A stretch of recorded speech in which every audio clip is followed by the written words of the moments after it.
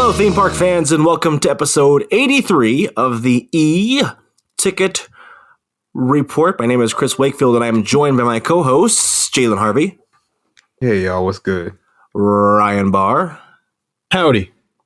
And the one who is one step closer to being Prime Minister of England, Tommy Hawkins. Yeah, it's the Right Honourable Prime Minister Tommy Hawkins. I've got this week and next week, and then someone else takes it over. We're just running a massive rota. Well, you couldn't do any worse, so... We nearly got Boris back, so yes, we could. So a lot has happened since our last show, but a lot hasn't happened, if that makes sense. It's kind of like eating oatmeal. Like, you eat it and you go, well, that was oatmeal. I'm not really full, but I ate, so... So before I get into my trip report, is there anything big that you guys want to touch on news-wise in the theme park and themed entertainment world? Big, important. Oh, could we talk about the fact that James Gunn just... oh, God. Here we go. Here we go. Made CEO. No. That could be interesting, but that's about it. No, James. What about the Cool Wash being now a new little refreshment station? Oh yeah, the refreshment the cups. Oh yeah, we also lost that's unbranded cups too, because unbranded cups. Club Cool. That's newsworthy. Yeah, they got rid of the Coca-Cola cups. Well, I asked you all earlier. I asked you about what was the dysfunction this year at Halloween Horror Nights, because we're seeing a lot of complaints or traction and heat around HHN last week and this week in particular. But I think this season overall, we've seen a lot of people griping about the capacity issues at Halloween Horror Nights at Universal Orlando. But there just seems to have been a lot of whining going, oh, it's not as good this year from the people that go every night. They say that every fucking year. That's what I'm saying. Every fucking year. How about you just go less? If everyone would just go less, it wouldn't be as bad. But no, everyone's selfish and they have to experience every house as much as they can. They have to stand around the scare zones and I took some heat for this last year. I said Halloween Horror Nights is Universal's Coachella. It's where you go to see and be seen. Coachella's not about music anymore, and Halloween Horror Nights is not about haunted houses anymore. It's about, I want to go here and hope people recognize me from Twitter, and I get the frequent fear pass, and if you want to meet me, I'll be here on Thursday. And it's kind of like, it's not about the haunts anymore, it feels like. But their main complaint isn't that it's inherently bad, and this is... Obviously, I've got no dog in this fight. Like, I do not care about Horror Nights. But what it seems to be the complaint is not, oh, the houses are terrible, oh, that it's a real miss with this house and that house.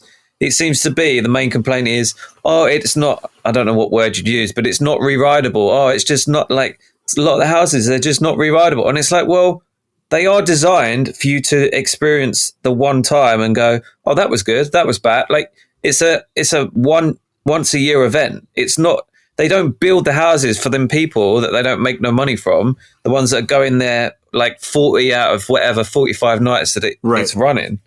Damn, but that seems to be their complaint. It's not like, oh, like no one's saying, oh, they've really dropped the ball this year, oh, it's terrible. It just seems to be a lot of whining. Well, like you said, has the frequent fear pass hurt the environment or the aesthetics around Halloween Horror Nights? Because you see people going now. Again, it's like Coachella. They're friends with the scare actors, so they meet them in the scare zones and have conversations with scare actors, and it's Instagram. Is that hurting it, maybe? I saw somebody tweet out yesterday that they said the merge team member at this house is very slow right now, so avoid it.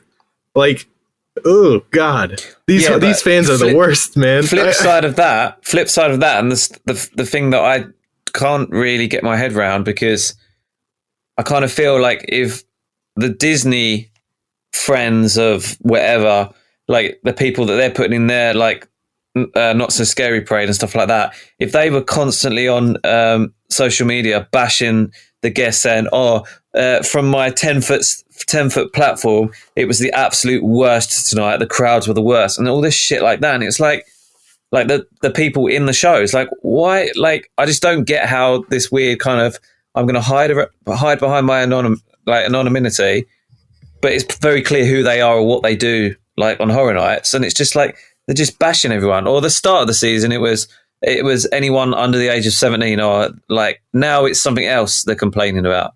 Like that's been forgotten about. Now it's something else that they're not happy with. It's just they seem to be the absolute worst. Like often it seems worse than certain Disney fans. Like I know not every single person who goes is awful, but it's the vocal minority that make the whole scene look really bad. I will say I got a free the fair pass. I think all of September I went every Friday. Some of the complaints are definitely warranted. I definitely do think there should be some sort of chaperone policy because the kids do be running around and all that kind of stuff. It can get pretty messy. But I think the one thing I don't get with people complaining about is they're complaining about the next 2 weeks that there's way too many people in the park and it's hard to park. Do you know what the fuck is next week? Do you not know that Halloween's coming? I'm not going to complain about when it's Thanksgiving. Like, oh my God, there's so many people at Disney World around Christmas week or Thanksgiving. Oh my God, I just wanted to enjoy a nice Christmassy visit. You should know this on Christmas Day. You should know this. You should know this. Like, especially if you're a Halloween Horror Nights veteran, you should know this. Now, I do definitely think that there's a lot of people going to this event, and they're definitely overselling this event. 100% know that. And we chalk some of that up to possible, with everyone's having staffing issues, this may be a staffing issue also, we think. Well, this past Monday night was a fluke because, the team members were able to bring a guest for the first time in weeks. The team members themselves were allowed to go for the first time in weeks. And just, all the frequent fear and all that was able to get in. And plus, it was an added night, so people didn't have to work if they didn't want to. This was a makeup from the hurricane, right? Yeah.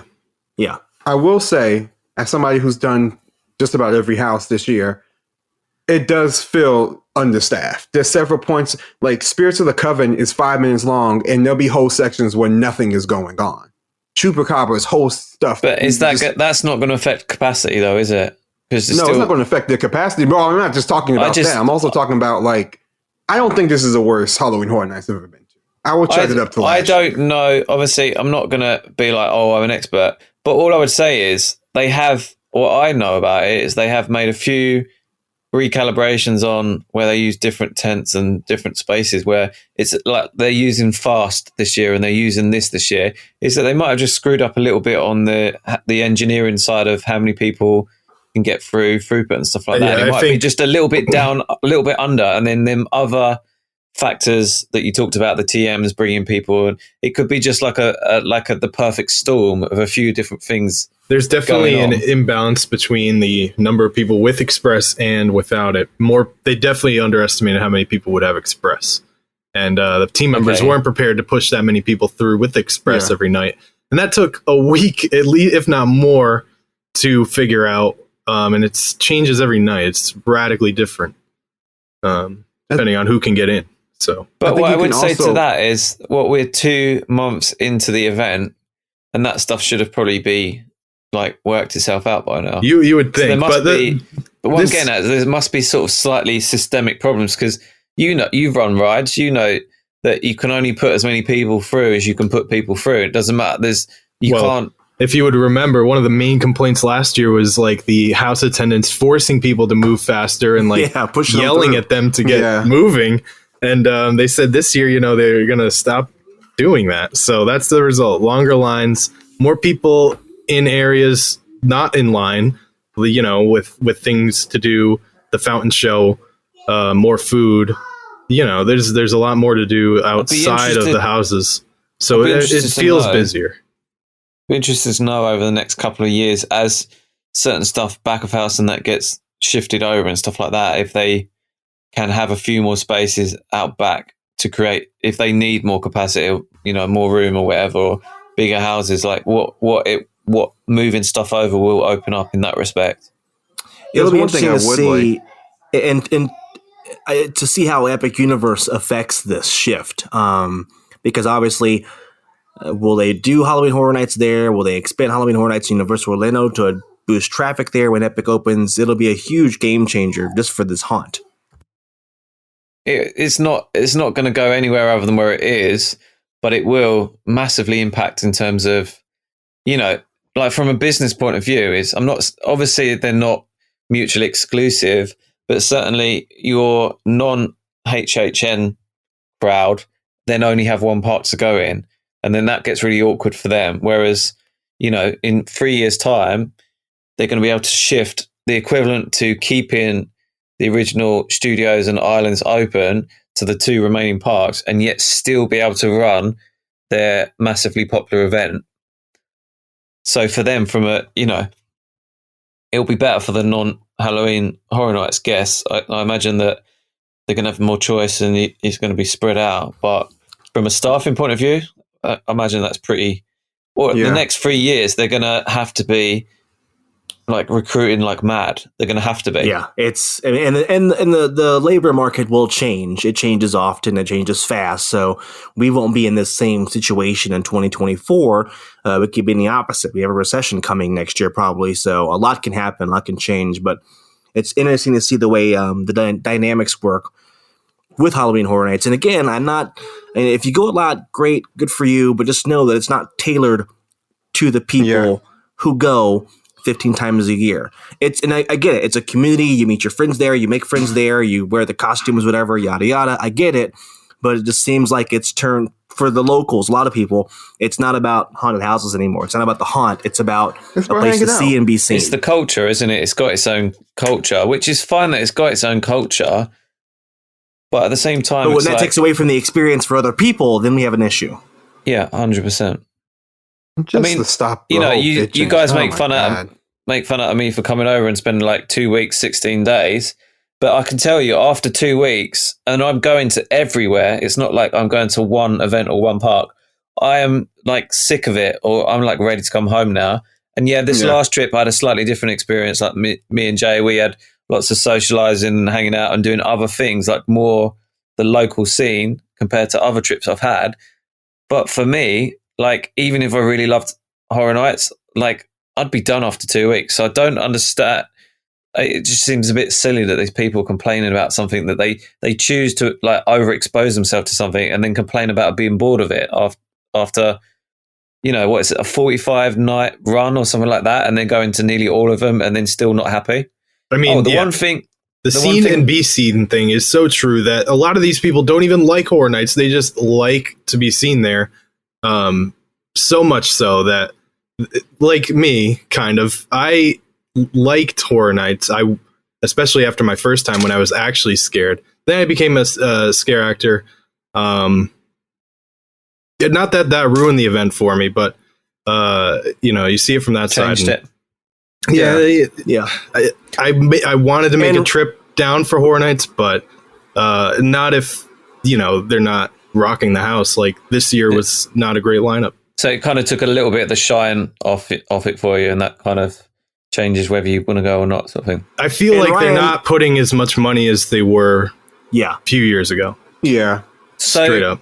One thing I did want to raise while we're talking about this thing, the only thing that's really interested in me, is that the Dead Coconut Club, which when it opened, rave, everyone was loving it, and it looks great.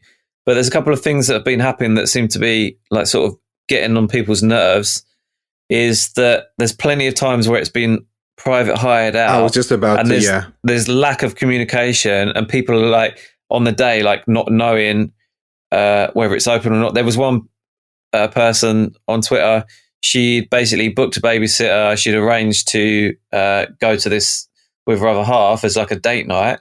Got there, and then it's it's not open, or it's not open for another 3 hours or something like that. It was really weird.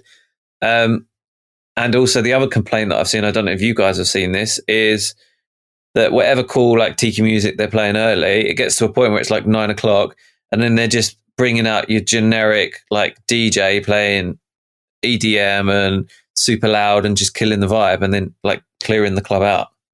I'm convinced that City Walk is partially owned by the mob, because they don't communicate this stuff at all throughout the company. This stuff's weird. Somebody could buy out the venue the day of, and that's it. It's closed for the guests. Almost every Friday I have been there, it has been closed for the beginning of the event because of something. There's one person on Twitter who always talks about whenever they go is completely Every Friday, somebody's doing something there, and they don't even tell people that. When I'm pretty sure you have this on the schedule. Now, is it a cool place? Would I get mad about just the music changing over? Like, I can understand you're kind of ruining the whole vibe.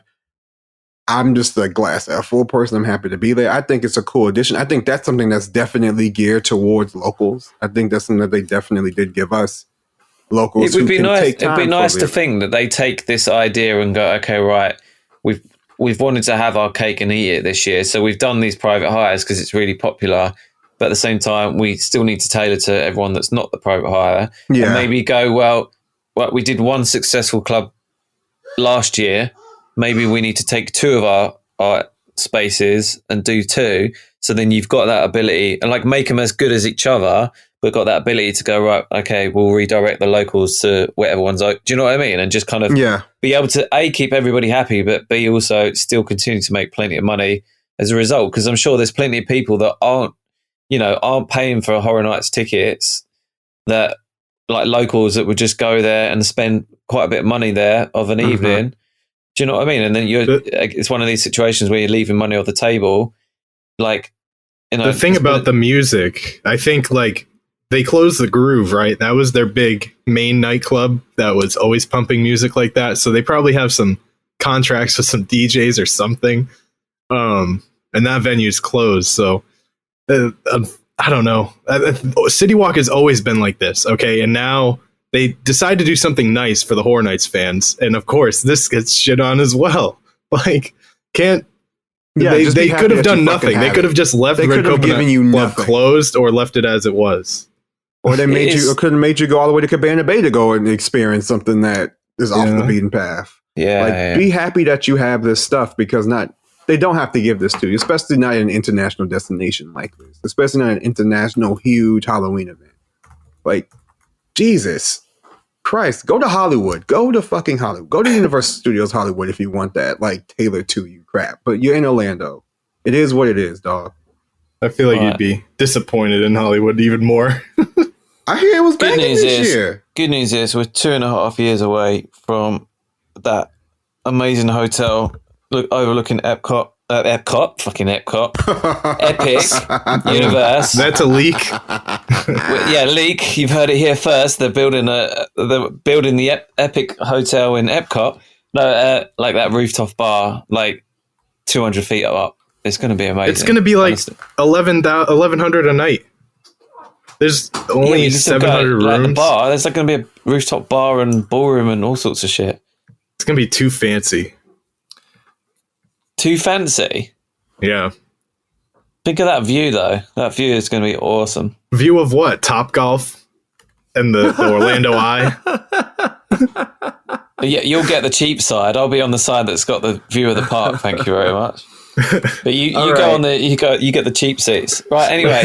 Let's move on. Let's get this trip report out of the way for my cruise. So I went on a cruise back in June on the Allure of the Seas. I didn't do a trip report here because I didn't think people would be interested. And so when I got home, our daughter did not go with us on this cruise back in June. And the grandparents who were watching her told her that Eric and I were on a cruise on a boat. So when we brought her back home, she was very upset that we did not take her with us and let me hear about it. So quickly realizing that I'm not the one in charge in this household, I booked this Disney cruise. First thing, does anyone want to take a guess at how much we paid for a 5-night cruise on the Disney Dream for 3 people, 2 adults and 1 child? 3 racks, easily. $5,000, or in English money, £5,000. What? Damn, that was actually, I was lowballing it. Yeah, well, $5,000 in British pounds is about 10 British pounds nowadays. I would say, I'd say about maybe 3 bands, 3,000. 32, 100. Okay. And it wasn't to Nassau. This was to Disney's amazing, perfect, flawless private island, Castaway Cay, and Grand Cayman, Georgetown. So 5 nights on the Disney Dream for 3 people, 2 adults and 1 child. came out, and I don't know why people don't do this. When I watch these cruise videos, and I know why, and I watch like the people reviewing their cruises. They never tell you how much they spent. Never. It's some big secret because they got it comped, and they don't want to tell you that. I didn't, so I'll tell you the price I paid. Ryan, I think you're probably the closest, or maybe Jay is $2,335. I'm the closest. No, I think you told us back in the day. I was going to say 2,400, but yeah.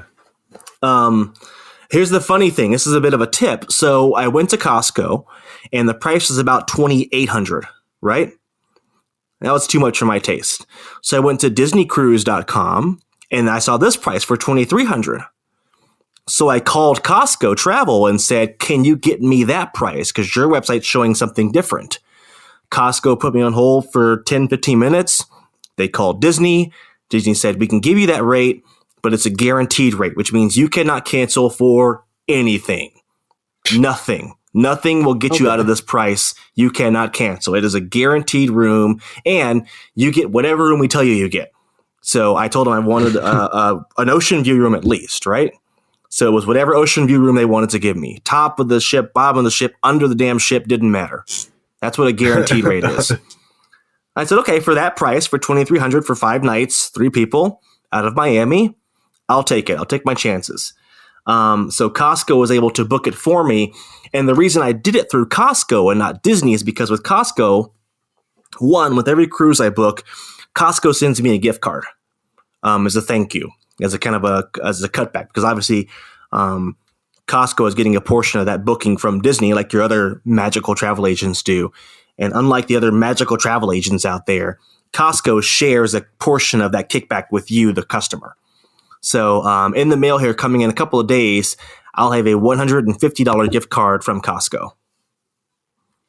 Also, since I am a Costco executive member, I get 2% cash back on everything I buy at Costco. So if I become a travel agent and I give you a $150 gift card every time you book through me, will you book through me?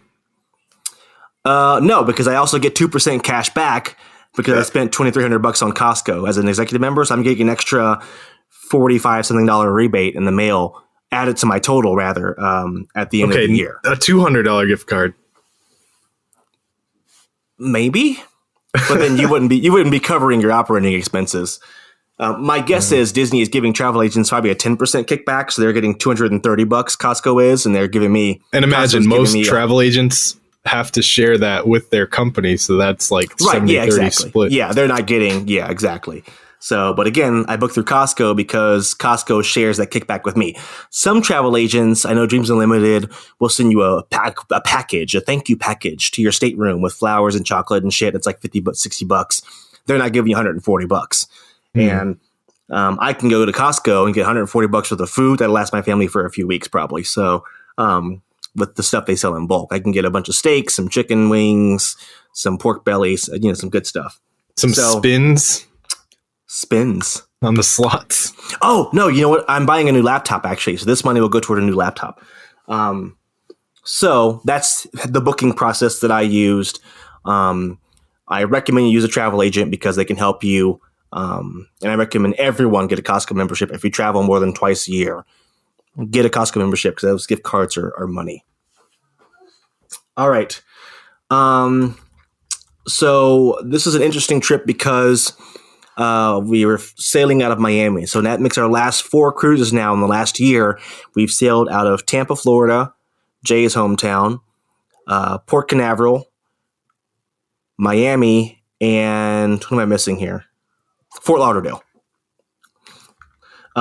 We stayed downtown Miami. I got a suite, Jalen and Tommy Ritz. for calling me cheap. No, at the Atwell Suites Brickell in downtown Miami. So, and I mentioned this on Twitter. So I know I'm staying in Miami. I know I'm got to get to the cruise port. I open up Google Maps and I look at how can I get from the airport in Miami to downtown to my hotel. There's a subway train that takes you $2.25. $2.25. I didn't know that existed. What, trains? A train to downtown from the airport? Yeah. Well, I guess I came in from Fort Lauderdale Airport, so. No, Fort Lauderdale, there's not. We were in Fort Lauderdale in June. There's not. We had to take an Uber. We were right by the airport, too. And it was still like $10, $15 just to get for like 30 miles from the airport. But Miami, there's a train. A lot of people in my Disney cruise group on Facebook, again, when you book a cruise, go to Facebook, enter in the dates of your cruise, and you'll see a group there, helps and shares tips and tricks and stuff like that for the cruise coming up. People in my Disney group, these pixie dust snorters were proudly paying $60 per person each way for the Disney transportation to the cruise port from the airport. I don't understand that. It was for myself and my daughter. We paid $220. I just paid for her once. She was on the stroller, so I just pushed her through. I'm not paying for her too. So I paid $225 once to get to the hotel. Ain't bad. Yeah. You sound skeptical, Ryan. No. Okay. $225, and then I'm like, who pays $60? Yeah, per person each way. That's ridiculous. What's the distance? From the airport to the cruise port, like a 30-minute drive, I think. It was about 25 minutes from the airport to our hotel. Isn't that like what Disney's charging train for minivans now to the airport? Probably. I just use public transportation if you can, except for Los Angeles. Use public transportation. In New York please. City. No, I was just in New York a while ago. I love New York. New York is great. Don't you ever disrespect it. The only problem with New York is getting caught on that train.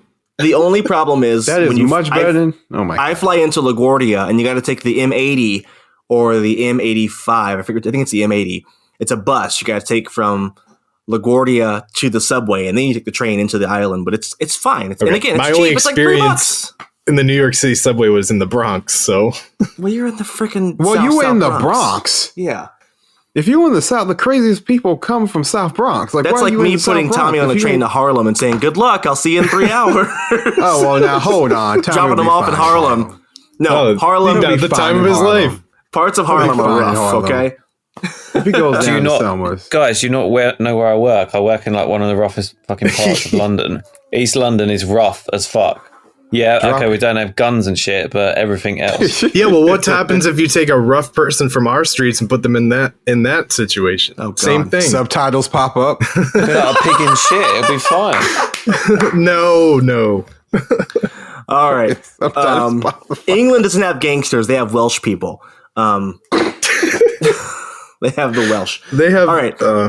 So we wake up the morning of the cruise, because again, you should fly in a day before your cruise. Please fly in a day before your cruise. And I did an extra step because I'm cheap and wanted to fly out of Chicago where it was cheaper. It's a 3-hour drive from my house in Indianapolis to Chicago when I was traveling alone with my kid. We flew out of Chicago, and I even parked for free in Chicago. I found the neighborhood near the Chicago O'Hare Airport, where it's free to park on the street like any other neighborhood. It's a 15-minute walk to the train, and the train takes you into into the airport in Chicago, as opposed to paying $20 a night to park at the hotel or at the airport in Chicago. I parked for free, and I made my kid walk. How long of a walk? 15 minutes. 15 minutes. How does that exist? Why are you working that's out? That's got to be the only airport. Well, this kind of sounds like carry that. So, like, if you're like in London, if you're traveling to Heathrow, you can spend like a fuck ton on the Heathrow Express, which is a little bit quicker from central London. But most people just get on one particular tube line. Yeah, so we did stay on it.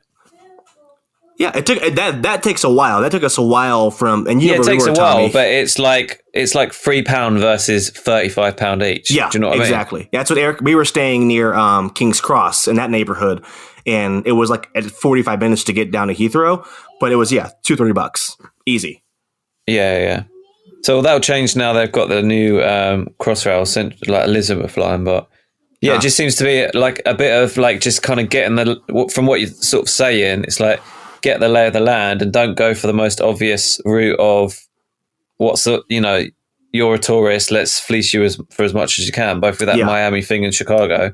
It's all much of the same kind of, don't go for the first obvious thing, because the first obvious thing is what everyone's doing, and it's the thing that they can charge the most, isn't it? That's hard to get away from in Miami. In That's Miami, everywhere. Well, and then again, And again, so we wake up the morning of our cruise. I did my research, Disney fans. I learned there's a free trolley that takes you from anywhere in downtown to the cruise port. There's a free trolley, free. You just meet it at this stop, which is actually the same place where the subway lets you off, the train lets you off. We hop on with our luggage. We had, a suitcase and some backpacks, not a lot. We hop on, and 15 minutes later, there was no one else on the trolley, right?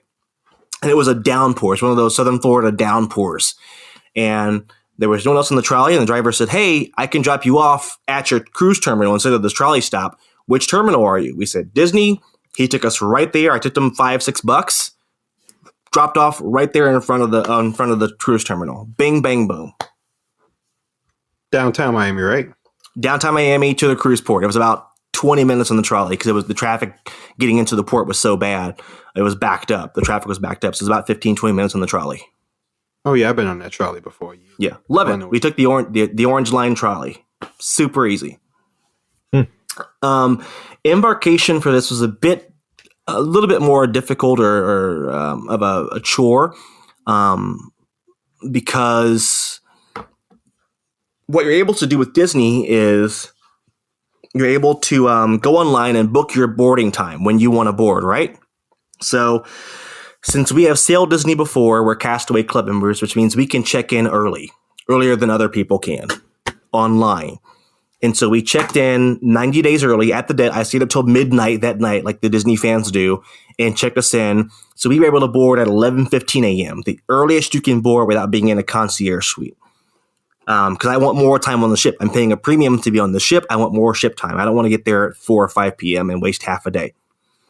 But we get there, we get checked in, fine, use the app. Vaccine cards are accepted, passports are accepted. That's cool, easy.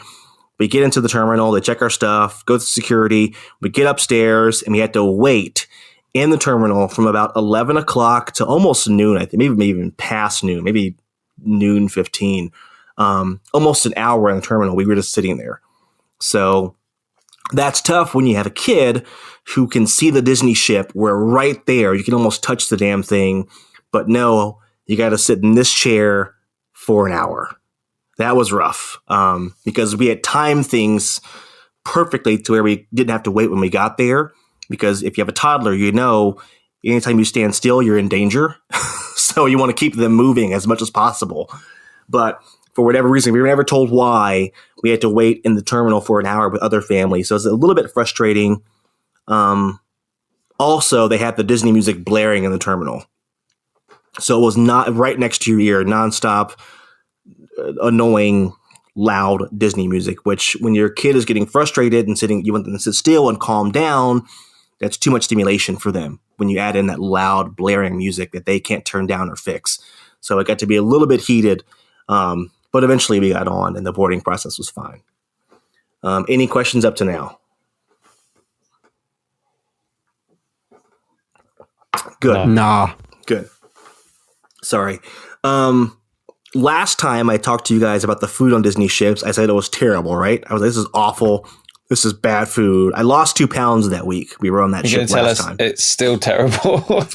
I think my problem last time was, and I had to learn this with Disney, to not get my expectations up, to not raise my expectations. I figured, hey, I'm paying double the price. The food should be double as good, right? Than Royal Caribbean or Carnival. Yeah, but I know we joke about it, and I don't take this as an insult, but you're quite happy to do stuff like McDonald's and stuff like that. So it's not like, do you know what I mean? You haven't got some not on vacation, Michelin star taste. You don't care.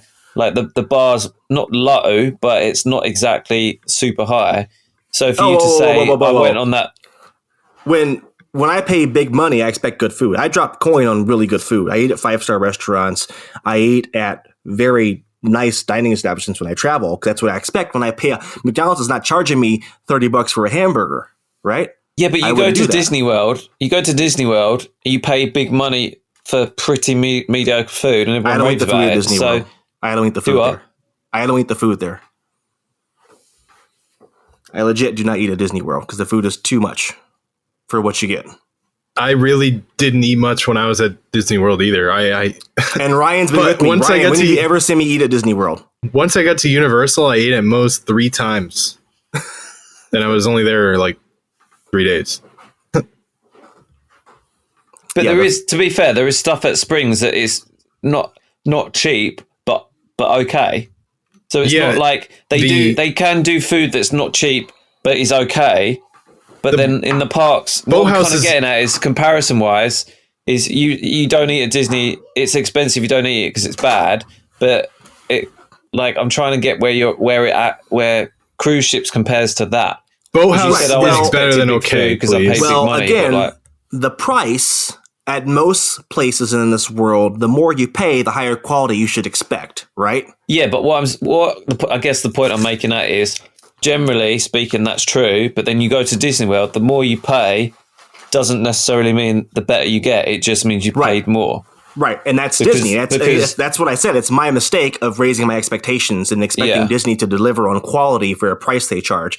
And I have heard from Disney people on cruise, the food on Disney is so good. It's Disney. It's amazing. One person has warned me about the food on Disney ships, and it's Pete Warner from the Diz. And he's very objective. He's very honest with his reviews. Say what you want about them not hiring people of color on that massive staff they have. But he is honest about the food. And he said the food on the ships suck for the most part. But again, you're trapped. You're on the ship. You can't, this sucks. I'm going to McDonald's tonight. I'm going to Earl of Sandwich. The food is the food. So back in March, I thought, okay, they're charging a lot for a cruise. I mean, in the cruising world, you can get the same cruise on Carnival for like a couple $100, like not $2,300. So last time I raised my expectations. I shouldn't have done that. I should know better to not expect quality from Disney. That was my mistake. So this time I went into it thinking, okay, the food's going to suck. I'm going to starve for 2 weeks. And the food wasn't that bad.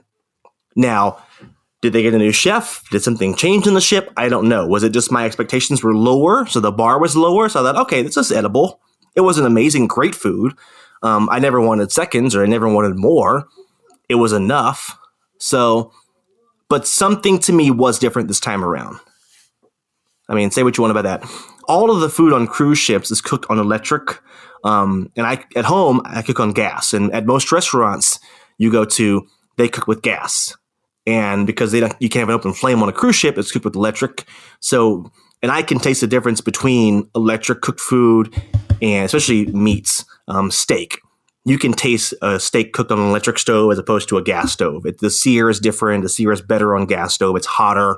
So, it's because I have a bit of a refined palate. I can taste those different things and I can taste the subtleties that go, okay, this is not the way it should taste. This is not right. Is it that though, or is it the fact that the freshness of the food and stuff like that? Because a lot of stuff on ships is like frozen and shit like that, isn't it? So that's one thing I will say about Disney.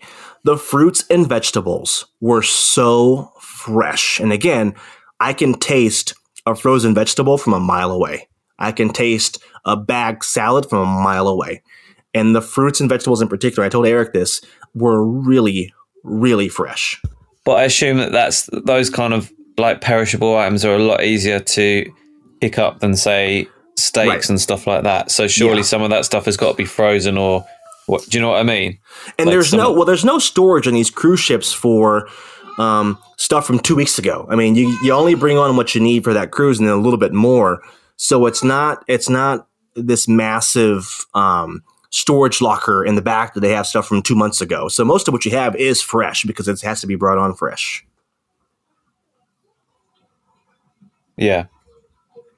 So yes, the food was a bit better this time around. And again, my lower expectations seem to help with that. Entertainment on the ship. This was the real selling point for this cruise for us was Halloween on the high seas. It was the Halloween cruise. So we got to wear our Spider-Man costumes that my daughter wanted us to get. We got to, do some of that Halloween-y stuff that we normally don't get to do at Disney. And for the most part, it lived up to our expectations, I would say. It wasn't I thought you'd see more villains on board. I thought you would see more characters you don't see that often. And the only villains on board were Captain Hook and the Hocus Pocus witches. So was there candy? There was one night we did trick or treating. I think it was the second to last night.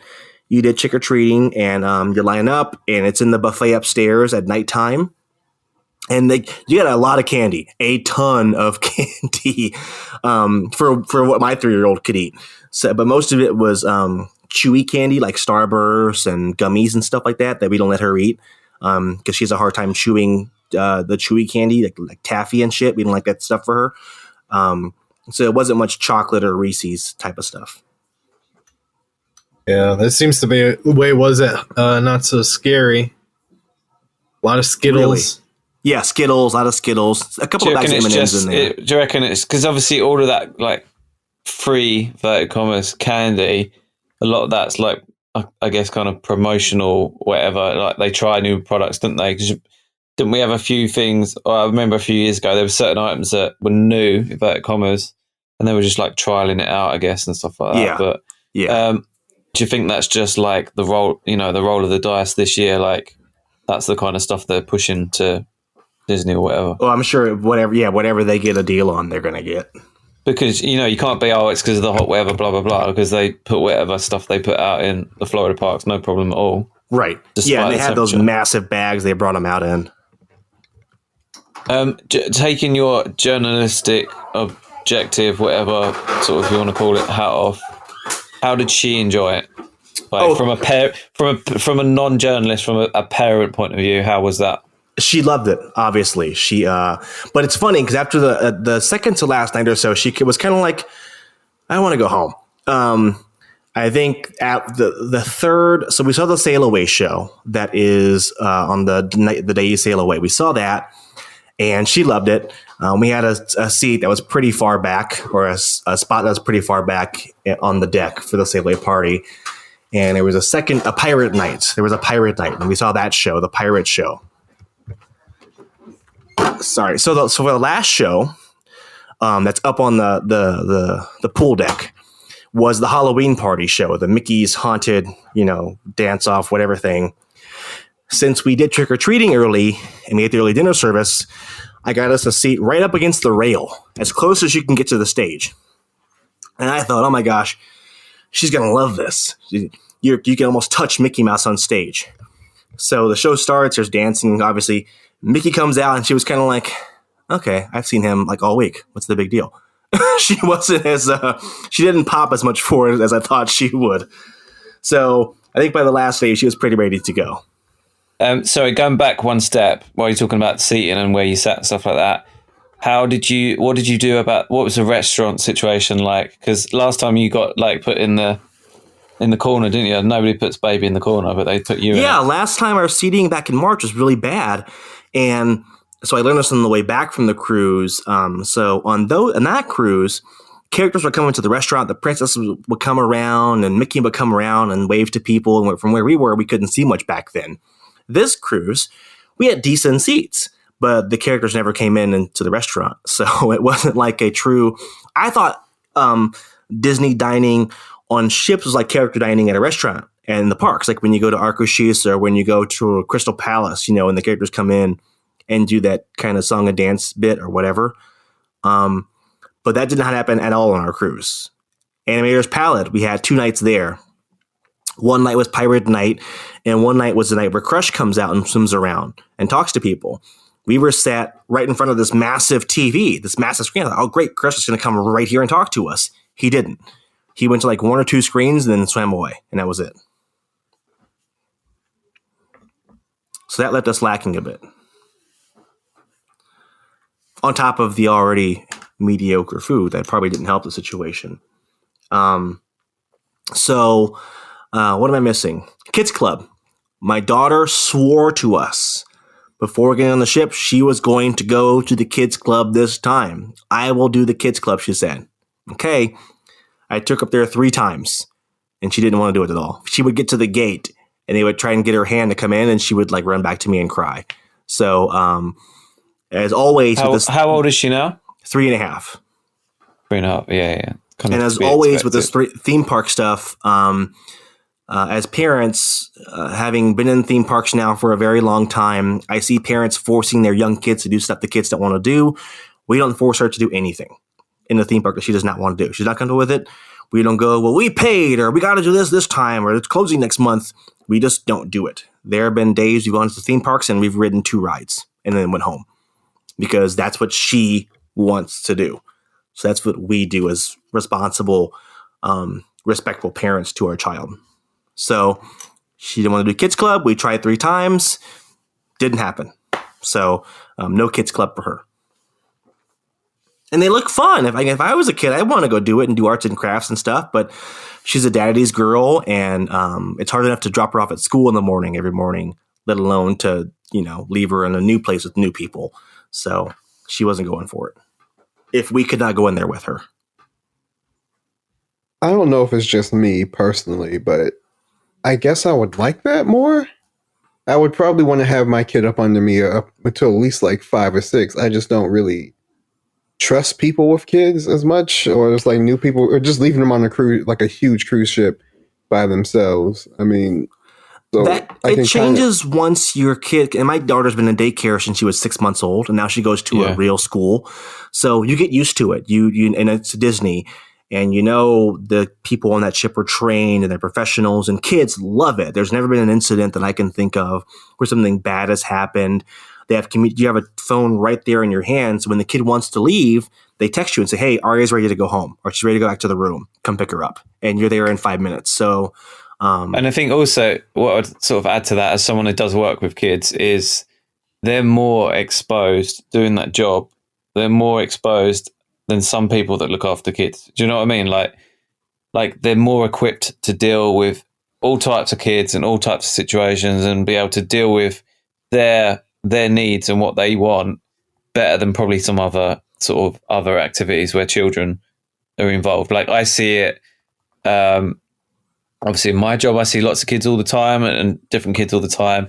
And you see other external groups come in and they just spend most of the day ignoring the kids because they're just not, they'll see them like once every school holiday or whatever. And then, do you know what I mean? So for me, if I had a kid, I'd be more inclined to want them to do stuff on a Disney ship because they're literally going to see everything that you've ever even thought of. Every type of kid, every type of situation, every type of SEN or whatever it may be, they're absolutely going to be great at that sort of stuff, aren't they? So yeah.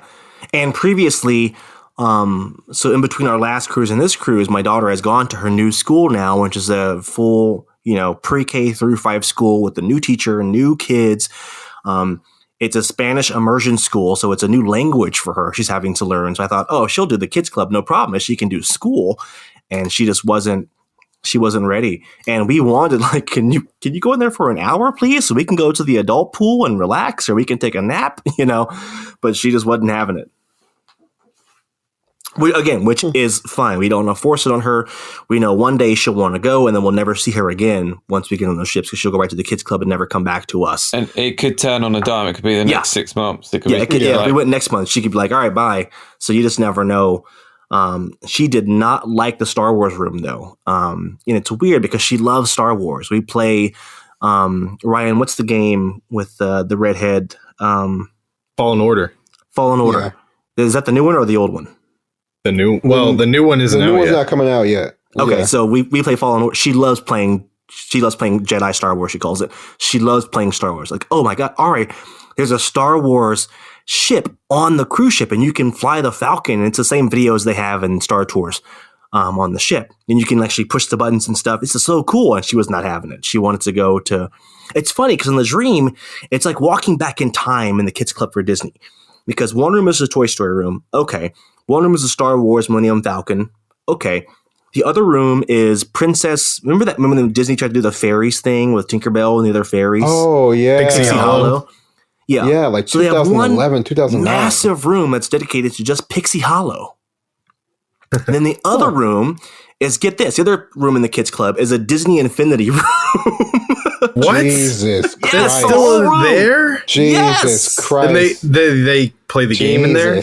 I don't know, because they don't have it out when for open house. When You know, I posted the figures. Remember the figures you would put on the thing and the stand. They light up. Yes, I posted the Black Panther Christmas tree decoration that looked, and then someone replied, Diz, I think you replied saying, I didn't know they still made it Disney Infinity, and it does look like, it literally looks like one of them. Oh, they took all those molds and made like a whole new set. They call it like the toy box, something like that. They made a whole new, with the same exact mold, same exact style, but just without the game connection. Do you know how depressed I would be to pay that much money to get on Disney Cruise and then see that game playing on a Disney Xbox One? Pixie Hollow. It's and this ship went in for a refurb like 2 or 3 years ago, I think. So you would figure they'd rip it out, but there's like it's funny because nothing from the new quote unquote Disney Renaissance, like Frozen, Moana, there's nothing on the ship from there. Like time stopped in like 2010 or 11. And this is Disney Dream? Yes, the Dream. So there's a lot of Tangled, a lot of Rapunzel, but there's almost no Frozen. They do love to flog to death certain things, don't they? Yeah. There's almost no Frozen. Pavilion. There's Princess and the Frog stuff. No Moana, no Encanto, zero Encanto. And you would think this would be a Frozen ship, but there's like one picture of Elsa, and she's not in any of the shows. They don't show the movie. It's nothing Frozen. Really? So that's the one spot where they haven't beat the dead horse to death. What about Pixar? Is there any Pixar? No, there's just Toy Story. That's it. Toy Story. There's the Toy Story room. Jesus, and then there's Woody. He's in one of the stage shows at night. But that's it. Yeah, there's no Marvel.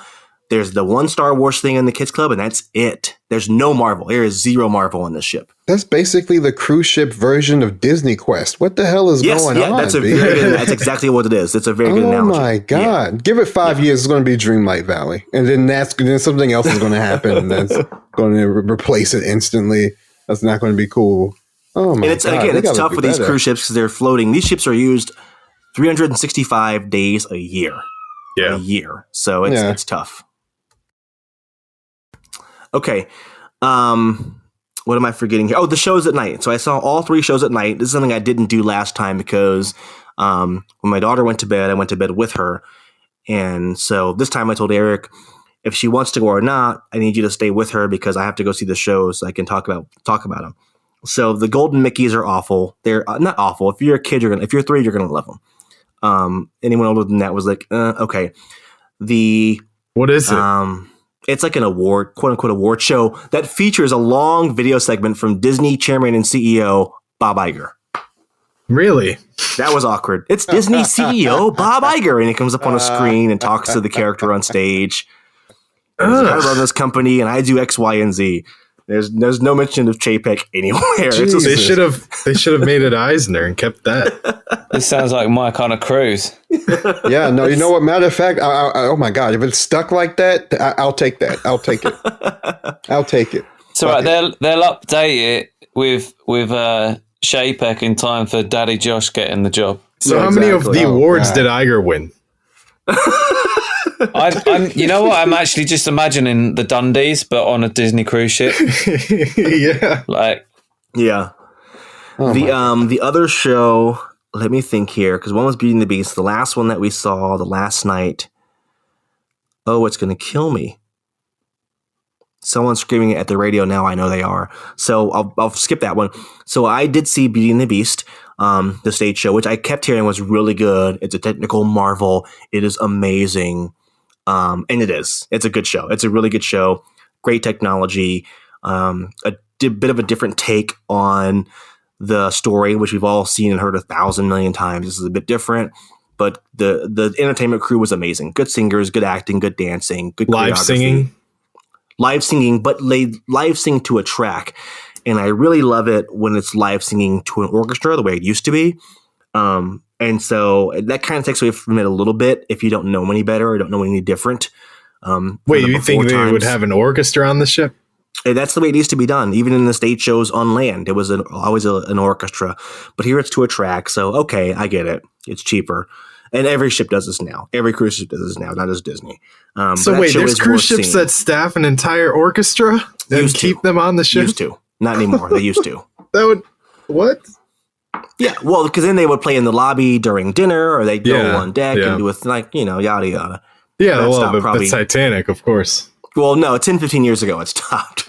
The third show was Disney's Believe, and we saw this last time, and we saw it again this time with my daughter. She attended this show because it was the last night of the cruise, second to last night of the cruise. So, she liked it. It's we've seen it before. It's nothing to write home about.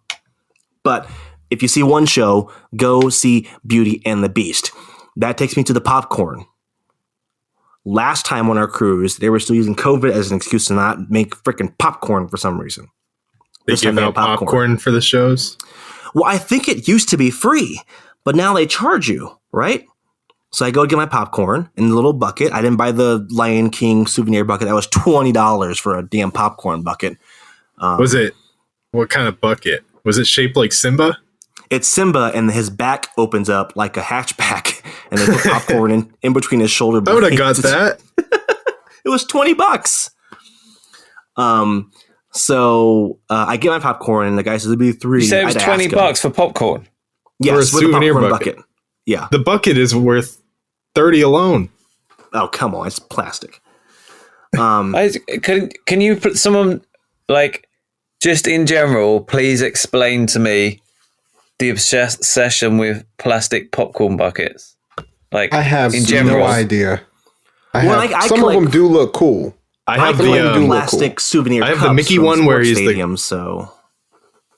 I have the Mickey one where he's the Hatbox Ghost. That glows in the dark. Sounds cool. That sounds cool. Have y'all seen the new pass holder bucket? Oh, it's so plain. Have y'all seen that? It's just a yellow thing with a stupid Mickey and Minnie design on it. I literally got my renewal thing for me renewing my pass, and they gave me something in the mail. It looks just like the same thing they give you in your magnets. Like, they might as well just take a regular bucket and put a pass holder sticker on it. That's what they did. Minimum. But in my head, these popcorn buckets, I liken them to like getting really excited about Happy Meal toys. It's like it's just some piece of junk plastic. Like, why? Some of them do. The Figment look cool. one is pretty cool. He looks like one of those what Yoshi surprise! eggs. Ryan thinks that's really cool or pretty cool. Epcot. I thought it was cool until they wanted me to wait for 3 hours to go get the damn thing. It's not that cool. No. And But with it the looks like one of cruise those ship little bucket, baby Yoshi eggs. you could refill it for like 75 cents or whatever, and not free. It was like 75 cents. Oh, that was or nice of $1 them. to That it's refill not it. even refillable. Like Yeah, you spend well, you 20 can quid for $1.25, I think it was. Even at the movie theaters, they give you a free refill. So I said, how much for popcorn without the bucket? Just give it to me in the bag or the little box. He said, okay, that'll be $3.25. $17. What? I was like, what? It was $3.25. I grumbled a little bit. Okay, I really want popcorn. I want popcorn because I was going to go into the movie theater and watch Hocus Pocus 2. Wait, the cost difference is $3.25 or $20? Yes. Yeah. Oh, jeez. So that made it buying the bucket even more outrageous. But here's the thing, right? So I get my popcorn. I give him my room key. He taps it, gives you the receipt. $3.25 plus a convenience fee, a gratuity. Oh, jeez. Anything you buy at the popcorn stand, you have to pay an automatic 18% gratuity. 18%? Whether it's alcohol or not. Now, at the bars, obviously, if I go get a beer, I had like 2 beers every day. If I get a beer, use an 18% gratuity added on. Okay, that's fine. All you did was open the beer. You didn't pour it. You just opened the bottle for me. Okay, all right, whatever. I don't know. By the way, the first time I got a beer, I forget what it was, like a Yingling or something. And the guy hands me the bottle. And I kind of look at it and he goes, oh, do you want it in a glass? I said, oh, that'd be great. He gets the glass and just hands me the glass. You can't pour. You know he would give it. He would be half suds. And I look at him and he goes, "There." And for reference, I go to the pub almost every day down the street by my house, and even the guy at the pub will pour the beer in the glass. He's a bartender, so he pours the beer in the glass for me. Yeah, you might as well Disney, just get the beer from the shelf yourself. Yeah, where you're paying twice as much, so you couldn't even pour it in the glass. I mean, first world problems, yeah, but come on, you can't even pour the beer for me? But this is what winds me up, because it's not that I'm being tight and wouldn't pay like the equivalent to a tip, but I just don't understand how, like, the mindset of you're expected to give a gratuity no matter what, even if they've done nothing. I'd rather the price be more for the product and that they get paid a decent wage, and then if they've gone over and above and beyond, like say he chatted with you for 3 or 4 minutes, discussed the beer, got a decent glass and all the rest of it, and and said, let me know if you want any other more recommendations, and wasn't doing it just to get that 20%, was just being decent and providing good service. Like my buddy at the pub who serves me at the pub. Even though I'm paying more for the product and I know you've got a decent wage and your tips kind of included, I'll still drop a few extra dollars on top, but it's my choice. Do you know what I mean?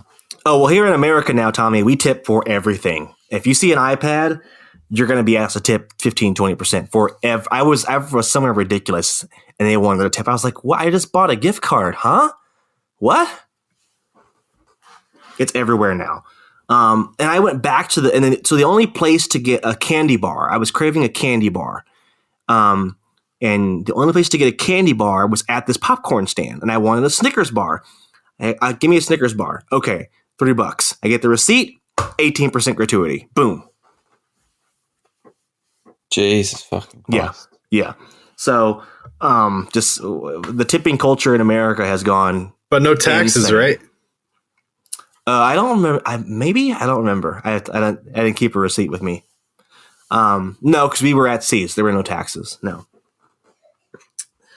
Other than that, I don't think there's anything big I'm missing. We did Grand Cayman. This is cool. A new port for us, Grand Cayman. We get down there. I looked on the Disney app, and there weren't that many excursions you could book on the Disney app with a young child. There was like a glass bottom boat. Those are ripoffs. Don't ever, ever, ever do a glass bottom boat. You won't see anything.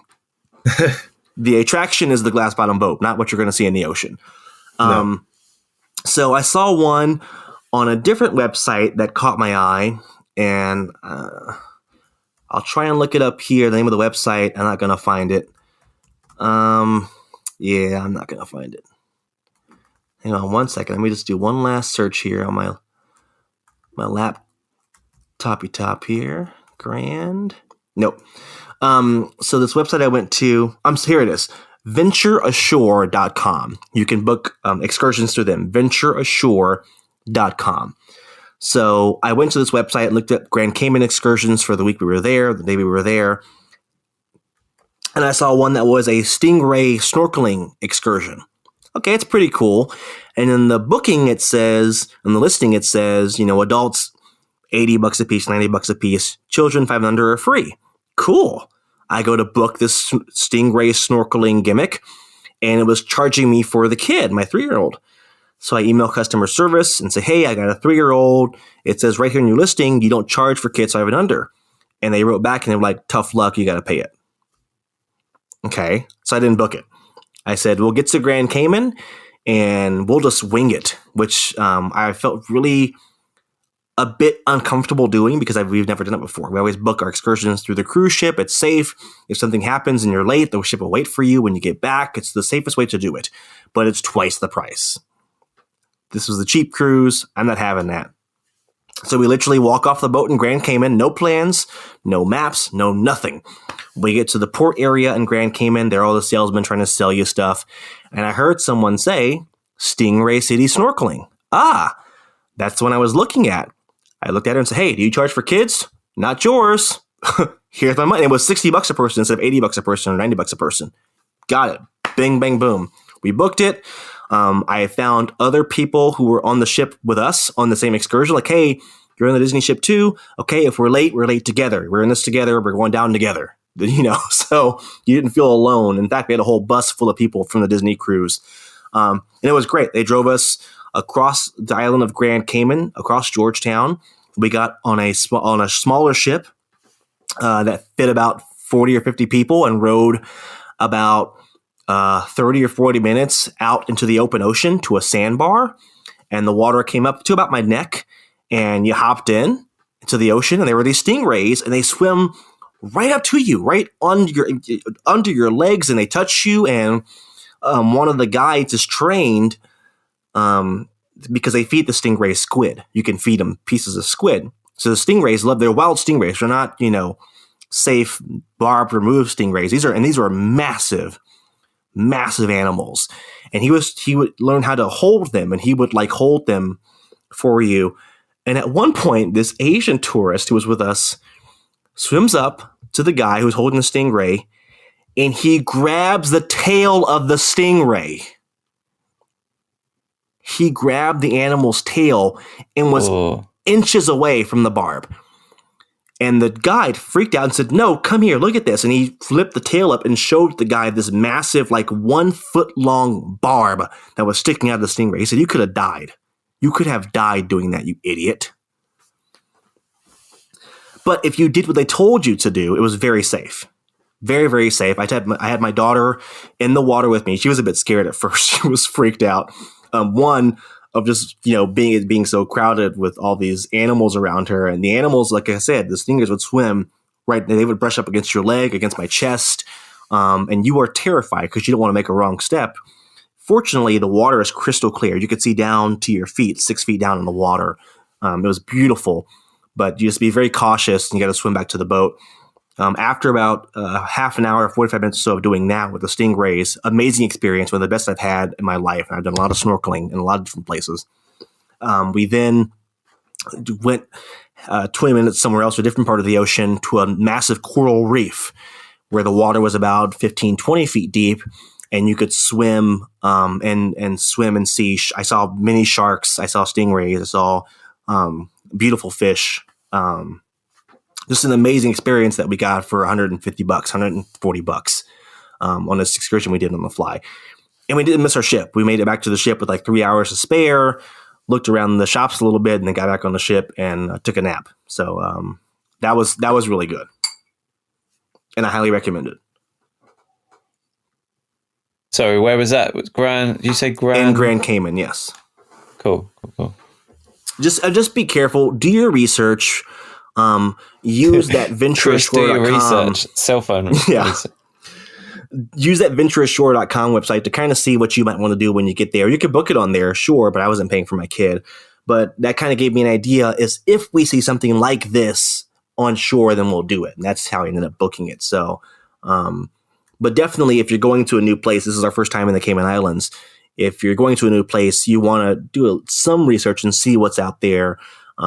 We love history, so I do a lot of history stuff. So anything history-wise I want to see is that kind of stuff. So, but a good experience. A couple of nights later was our day at the perfect, flawless, amazing, I can't be effusive enough, Castaway Cay. And last year, this time, I gave you my review of Perfect Day, which is Royal Caribbean's island. And it was almost the exact opposite at Castaway Cay. I don't know where you guys want to start with this, and Tommy, I'm glad you're here as a lifeguard to talk about this. So yeah, you might not like what I have to say, but yeah, that's okay. Because I need that perspective. But back in March, we couldn't get into Castaway Cay. We couldn't get into Castaway Cay because the water was too rough. You got cock blocked, didn't you? Yeah, by the weather. Because they built these breakers, so it's hard. The ship has to fit in between a very certain spot. So it's difficult, and so that's understandable. This time we got in, we get off the island, we walk to where we're going, to the family beach. There's one family beach. We walk there, and we see Pelican Plunge, this big barge in the middle of about 20 or 30 feet off the beach, off the shore. Let's go out there. So, okay. Disney has a queue. We have to get in a queue to swim in the ocean. So we get in this queue and we go around the little barriers and stuff. And we're about to jump in the water. Nope. Lifeguard says, nope. Wait, stop. She has to wear a life vest. Okay. All right. We put the life vest on her. No arguments there. And we get in it again. Nope. Come back. You got a snorkel in your hand. A snorkel mask. Can't take that with you. Okay, all right, let's just take it back to the chairs. And we're one of several people being told this. This lifeguard's got this spiel a lot. Okay, so we get in the water. And I walk out, and I think it's to probably about 8 feet deep at its deepest point. Maybe a little bit less than that, 7.5 feet deep. And so my daughter is trying to swim, kick, and paddle. We've taught her. She can't do that as well because she's wearing this big old life vest. It's not even fitting her properly. So I said, okay, it's fine. I'll just drag her with me. I'll just, pick her up and drag her with me. Lifeguard from across the way blows a whistle. Nope, you can't hold her. Can't touch her. Huh? She's got to swim on her own.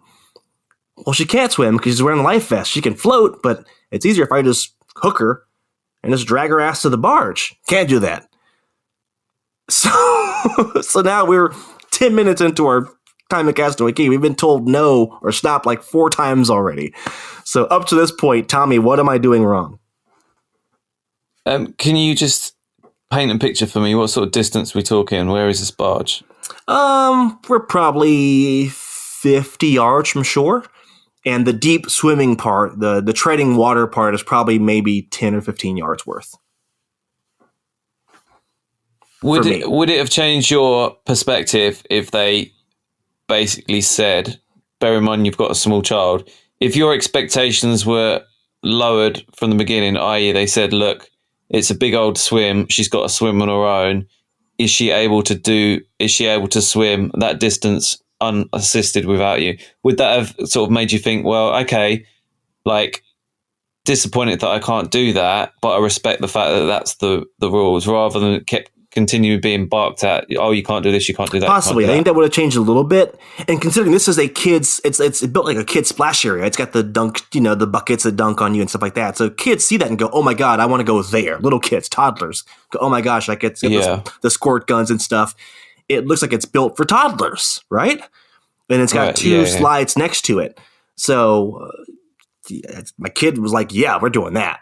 So possibly it would have changed a bit. Yeah. And it's hemmed in. So it's not a free floating barge. They have barriers on all sides of it. So you can't like float away into the ocean. It's closed in to an extent. Do they still have the 20,000 league sub?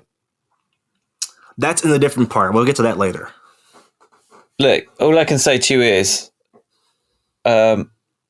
there is a couple of things going on there, and some I can understand, and others that I just think is just poor, like I said, poor show, or for whatever word you want to use to describe it.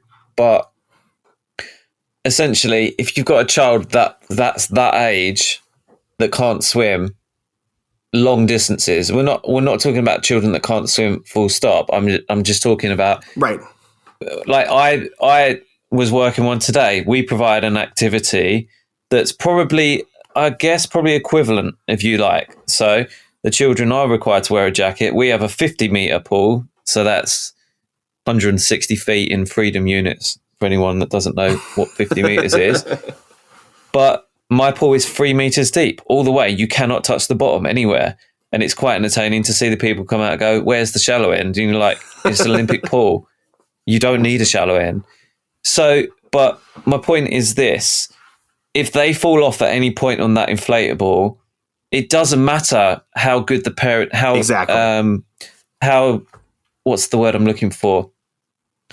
What a great job you're doing as a parent, as a supervisor. If you fall off on one side, the kid falls off on the other, how are you going to get them? Because you can't swim under it. Right. Well, get me right? And that's so the expectation is that if you want to go on that activity, we've got a rule is 6+, but essentially, basically, as a general rule, by the time they get to 6, they're probably quite capable of swimming that distance in a jacket without getting tired and can do it without stopping. Do you know what I mean? Yeah, and this is not a small dinghy. This is a massive barge. It's a huge thing. So it's not like waves going to knock you both off different areas. It's not so much the life vest thing. That's not okay. I get it. Okay, that wasn't a problem. Well, because there's like in that I've defended that, saying I absolutely would expect a child that age or any age up to 8 years old to wear a life jacket. However, we've got jackets that are pretty snug fitting that basically sit on a child like a bulky winter coat that they can still move their arms, stuff like that. So there's always a way around it. But you're telling me that it was just some clunky thing, she couldn't really use her arms. Well, that's that's a proper sort of, the ones we use are basically could be used sort of at sea. and you can still use your arms and legs because the whole idea is that you can swim in it, and it should be snug fitting anyway. This thing you couldn't, and so one issue is, it gave a false sense of security to a lot of people because I heard a lot of parents like, "Oh my gosh, honey, you're swimming. Your kid is not swimming; they're floating." And I don't want you to think that, oh my God, he's got a life vest on, so I can go leave him now. And I saw people like, oh, he's got a life vest on, and the parents just swam out like, wait, see ya, catch up to us, like, because you've got this false sense of security thinking your kid is safe. And that's a situation where the lifeguard has to intervene, I imagine. And we get it all the time. Like, we got these things called like throw bags, and it's just literally a rope in a bag. And someone that can't swim, can't physically make the 10, 15 meters, but is fine because they're floating in the jacket, we throw the rope over the top of them, they grab it, and we pull them back in because that, you know. And you've got to think that as responsible as you two are as her parents, there's plenty of people that I'm on vacation. Oh, the lifeguard will take care of that. Yep. Like, and you don't have that situation. But what I'm kind of getting at is, like, if you set out the expectations or you set out the rules before someone tries to take part in that activity, either it whittles down the people who really shouldn't be taking part in that particular activity, or people like yourself go, okay, right, you know what? Like, she can swim, but she's going to struggle in this jacket, and she's probably going to get tired. And if you expect her to swim independently, she might struggle. So we'll save this for if we ever come back in the future and she can do it on her own. Do you know what I mean? You set the expectations. It's okay. I put the jacket on her. No fuss. No. Okay. Yeah. Okay. All right. So just take the mask back. The snorkel mask. Okay. Yeah. All right. We'll do that. Cool. No complaints. It's when she gets in the water, she's treading water. She's frustrated with the thing on. She's overwhelmed. And I go, okay, I'm just going to take your hand and hold your little hand, and I'm just going to drag you with me as I swim out, as I, tread water out, as I kick water. No, don't touch her. Come on. Stop.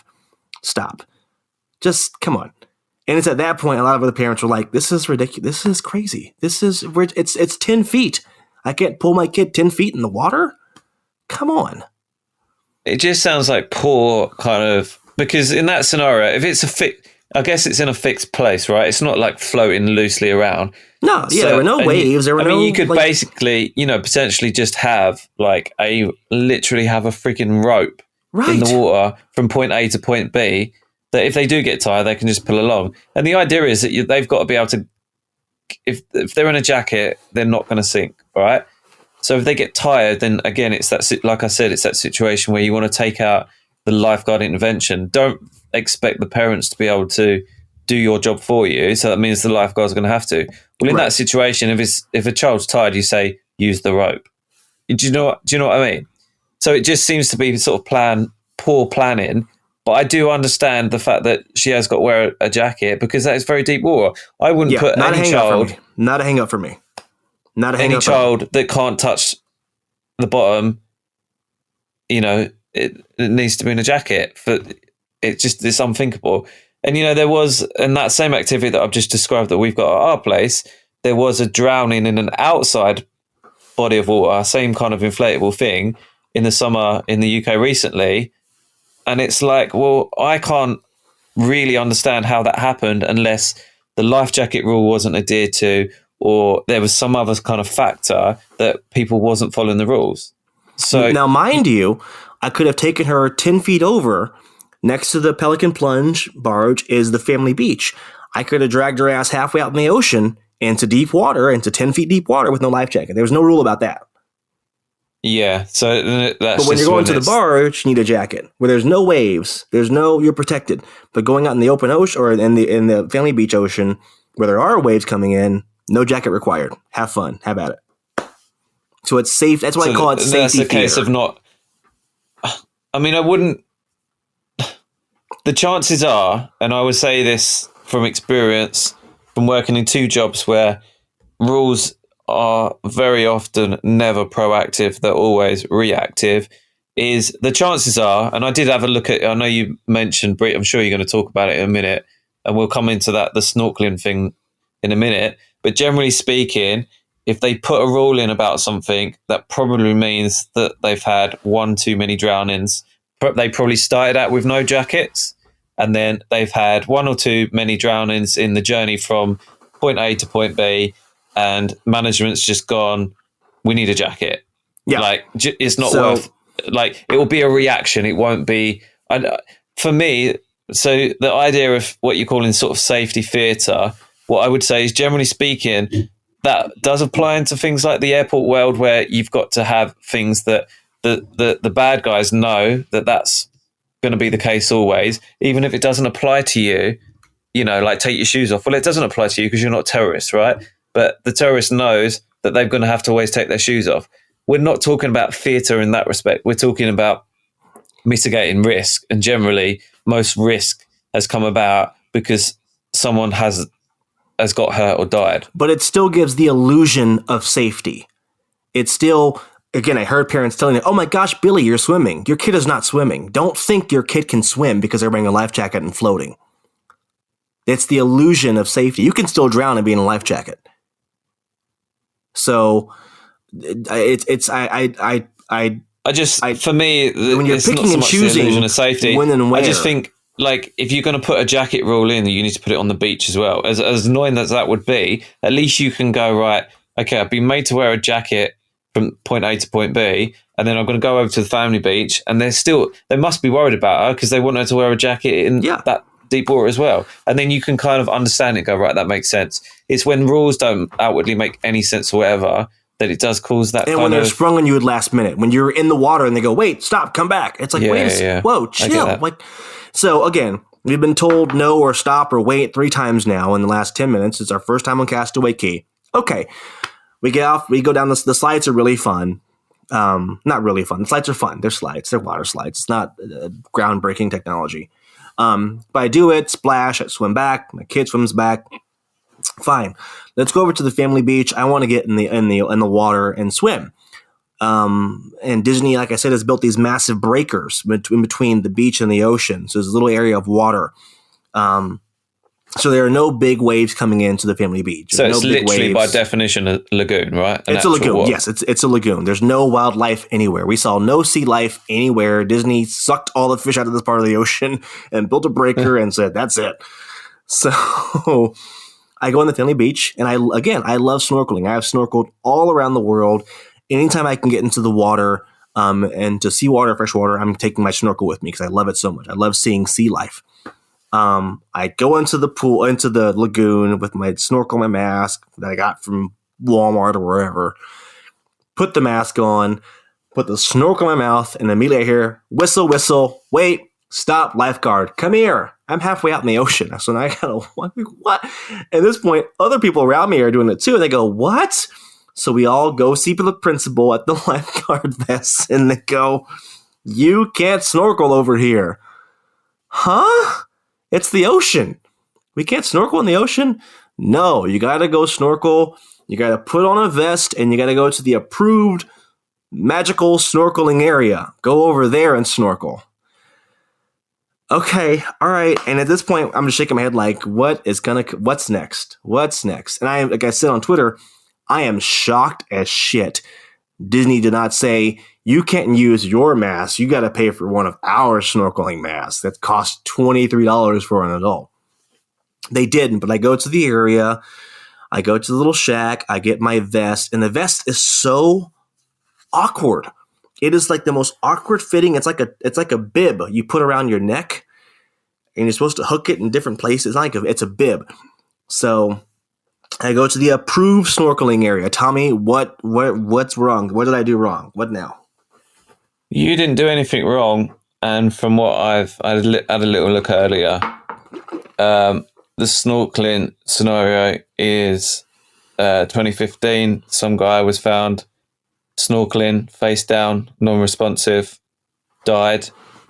But from what I can see, it doesn't sound like Disney learnt their lesson after that one. So there was another drowning. There's a report when you look, 2017, so 2 years later. Oh, just got off the boat at Castaway Cay. There's 3 lifeguards doing CPR on some guy on the back of the truck, blah, blah, blah. my point is, it's from me. What it sounds like is that legal have gone. You need to make a change here. There's people drowning, adults that are drowning, right? The issue that I have with all of those things and kind of putting the pieces together of what you've talked about, the jackets to one pair, inconsistent, snorkel only in certain area with a jacket. It sounds like, when a bunch of incidents have accumulated, and rather than someone taking a big holistic view, taking a step back and going, right, let's address this whole issue as one thing, you've just got kind of loads of gaffer tape situations where they put a bit of gaffer tape on the snorkeling, they put a bit of gaffer tape on the journey to the barge, they've done this, they've done that, and you just get wrapped up in all these ridiculous contradictions and whatever you want to call it, and the end result is a shitty experience. It's well-meaning. They don't want anybody to die, they don't want anybody to drown, but at the same time, it's just shit for you. Like, why let people in the water then? Why I just close the damn island? If it's that, and someone next to me was like, "This is just like at the theme parks. It's rule after rule. It's hurdle after hurdle. Nothing is as straightforward as there's the ocean. I want to go swim. It can't be that simple. Nothing can be easy with Disney." That was the quote. Nothing at Disney can be easy and straightforward. No, and I'm sure there's other people that pretty much. Well, I know because I work in that field, don't I? I know. There's more than one way of skinning the cat, and it seems like their way isn't necessarily like the way most people do it, but it's just they're so wrapped up in themselves that they just don't seem to, well, we've always done it like this, or whatever it may be. Right. There's clearly some sort of like legal department faction that's saying, no, you can't apply common sense, or you can't do this. Like, and it was, but that's the trouble where it's like, instead of it being a measured response, it's right. Okay, it's over the top response, and it's at this point. It's like Ryan asked about the sub, right? Ryan, was that the Nautilus, the sunken sub? Where's that at? And I heard about this. It's in the approved magical snorkeling area, and there's like a Mickey statue and some like a zebrafish or two that's over there, right? So I go to this approved snorkeling area. I'm trying this is a pretty strong current that's pushing you back toward the shore. So I've got to really swim, but I've got this freaking bib on, this vest, so I cannot kick and move my legs the way I'm used to when I'm snorkeling. And again, keep in mind, just 2 days before, I'm in 20 feet deep water, snorkeling on a reef with no lifeguards, no safety vest. The tour guide was like, "Can you do this? Can you swim?" And we were like, "Yeah." And you jump in the water and you go. So it's not unprecedented, but I get it. It's Disney. So I go to the area and I'm swimming out against this current, a pretty strong, steady current, which can be annoying when you're trying to swim the opposite way. I hate swimming against currents. I can't stand it. And the stuff you want to see in the snorkeling area is like 100+ yards out. It's a long swim out there, a very long swim, especially against a current. There's a family to my left, and there's 2 parents and a child, a girl, maybe 9 or 10. And the girl is fighting this current, trying to swim. And she's coughing water. She's, when you get a mouthful of, she's coughing up water. And the mom is 10 yards ahead of her going, "Honey, you got a life vest on. Come on, you can do it. Just swim." And this kid is not enjoying it. She is not enjoying it. So I swim over to her. And I pull her next to me and say, "Just come with me. Come on, hang on to my shorts." And she hung on to my shorts. And I took her out to her parents. And I said to the mom, "Your daughter's having trouble keeping up. She's got a vest on. It's fine." No, she's literally coughing up water. "Stay with her, please. This kid cannot handle this." And so again, the mom thought, "Oh my God, it's Disney. It's magical. Or she's wearing a life vest. What can go wrong?" It's not, This isn't. Parents. I'd say that's not unique to Disney. I see that all the time, and people don't understand that because we're there. Yeah, as a lifeguard, and we pay for this. We've been wanting to do this for years now. And basically, the general rule, not just where I work, everywhere in the whole entire country, and I'm sure it's probably the same in America, generally speaking, is that you're supposed to actively supervise your child. And actively supervise means you basically need to be sort of within arm's reach, or you're able to get them straight away. And in that scenario you've just described, there was no chance. So what if she'd slipped out of her jacket and went under? Yeah, like, or a would they wave even took notice? her out. Yeah, Yeah, they were not within. so- They were not within. Like she was. Again, you got a snorkel in your mouth. There's water coming in. But she's trying to shout to them. She can't shout that far.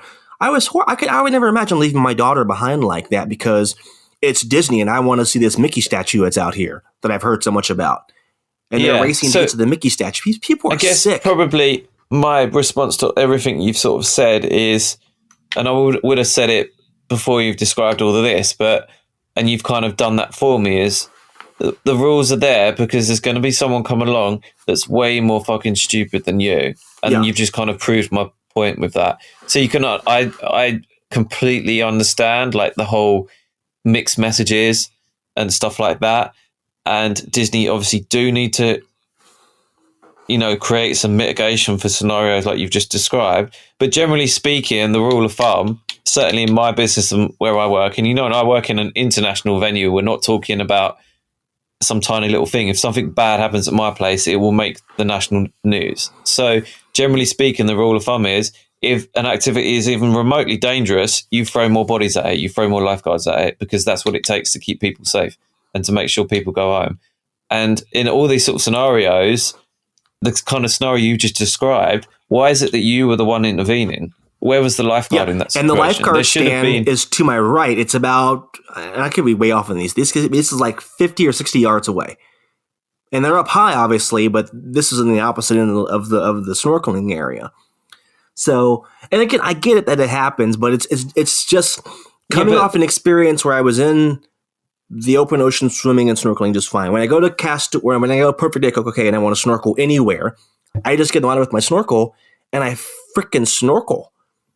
And there's I saw amazing wildlife at Perfect Day back in June. I saw sharks. I saw a lemon shark, a stingray, all that different stuff. Then when you go to Disney, and there are these hurdles and these rules that are there. Okay, it's fine. Whatever. We'll get through it. And then on top of that, you don't see anything. It's a Mickey statue, and you go, oh my God, I went through all of that for this? Because they sucked the life literally out of the ocean for their magical island, and I saw nothing. That's when you just kind of go, you throw your hands up and go, this sucks. I'm done. It's much better at Perfect Day. It's all those things on top of each other. When you can have a better experience somewhere else. When you can, for better or for worse, govern and police yourself. And go, I know my limits. I know my body. I feel safe snorkeling in this part of the ocean. I'm going to go snorkel. Without having a whistle blown at you, or having to wear this and that and go to the special area. It's thing on top of thing on top of thing. It's just the two different things kind of don't match, or rather, they probably do match, but other organisations. Like I'm possibly going to do at some point some more freelance work with another company that do a lot of outdoor, events and stuff like that. And Britain's a bit colder and etc., more dangerous possibly than the situation you described. But I know that company would have people pretty much on jet skis or whatever it would take, just basically patrolling back and forth, because you've got to take that risk out of it, and it's not worth it. And it seems that this is a horrible storm of a situation that can't really be Disneyfied, is being Disneyfied, and then at the same time Disney and nickel and diming the staffing cost to be able to do that. And I'm not saying, and there's this crazy lady. Now that's not nice. There's this lady on Twitter who replied to every one of my tweets. She has like 10 followers, and she loves Disney. I'm not saying, and of course she took everything out of context and exaggerated. I'm not saying there shouldn't be lifeguards. I'm not saying there shouldn't be life vests. I'm not saying there shouldn't be rules. I'm saying, as an adult who knows they can swim, who can be in 3 feet deep water with a snorkel to see the little minnows, I think when I can go to that Perfect Day or go to it somewhere else, I think it's pretty safe. I don't think you need to wrap me in bubble wrap on the beach. I think I got it. I'm cool. I want to snorkel here in the 2 feet water and look at whatever. I don't need bubble wrap around me. Yeah, but for me, the answer is obvious. Either you put enough bodies on a situation that you can feel that freedom, or you just mitigate it in a way, and then you you mitigate it so you don't have to shout at someone. It's at the moment you're getting the worst of both. Yeah. Do you know what I mean? Yeah. And parents, take your kids to the local YMCA and get them enrolled in swim lessons. Not so they can be Olympic athletes, but so if they do fall into a pool, they can maybe help themselves and get themselves back up to the ledge, or they know how to turn over on their back and put their hand up to tell someone they need help, or get your kids swimming lessons. I saw kids in the Mickey pool on the cruise ship in life vest, ankle deep water. Like, parents, a life vest is not the solution. Get your kid swimming lessons, please. It could save their life. There won't always be a life vest around. At your neighbor's pool or at some party, get your kids swimming lessons and teach them how to swim. It should never be a surprise when they fall into the water. And I work with kids with disabilities most of my career. I've seen so many kids with autism or different ailments of drown in the water. Different diagnoses, drown in the water. It's a huge thing. Get them swimming lessons. A life vest will not always be there to save you. It's not a fix-all for water problems. My daughter, who is not a strong swimmer, if she knows one thing, she knows how to get herself to the edge of the pool, and she knows elbow, knee to get out of the water to get to the ledge. That's the one thing I know that I make sure she learns. Elbow to get out of a pool if she falls into a pool. And there's not a pool within 5 miles of our house. But I'm nervous about that kind of stuff. So apart from that, you had a lovely day. Yeah, it was great. No, we did the food on Castaway Cay, which was decent. It's a little barbecue. I said on Twitter, this is subjective. I think the food at Perfect Day Royal Caribbean was better because I have these amazing chocolate brownies, which I was literally back in June trying to figure out how I could sneak these into my bag and sneak them back onto the ship. They were so damn good. I walked to the parent island, the adult area of Castaway Cay. Totally different experience. There was no breakers, so there were these big old waves coming in, knocking people around. It was like really fun, like splashing in the waves, and there was wildlife, there was sea life, it was like anarchy over there compared to what was in the family beach. But again, I had a kid with me, so I couldn't spend a lot of time there. I walked there and walked back. And there's this thing, and there's like part of the kids club was in Castaway Cay also. But again, my daughter was not going to do that. I knew that. And there's this thing where people were like, I love Castaway Cay because I can drop my kids off at the kids club and then I can go to the parent island and just chill out and just forget about having the kid because, screw them. And people will tell you that's why Castaway Cay is better. That's why Disney is better, because they separated the adults from the kids. When literally Disney themed parks were built on a place where kids and adults can play together. But now the selling point is you don't have to see your kids. You can drop them off and fuck them. You can go to the adult island. I want to play with my kid. I showed the pictures on Twitter, the differences of the splash areas with Perfect Day and with Castaway Cay. And it's night and day. Disney has this dull, unthemed, faded paint, itty bitty splash area that my kid, who's a toddler, this is built for her. A toddler, she was like, all right, I'm done after 10 minutes. She's like, Daddy, this is boring. Let's go somewhere else.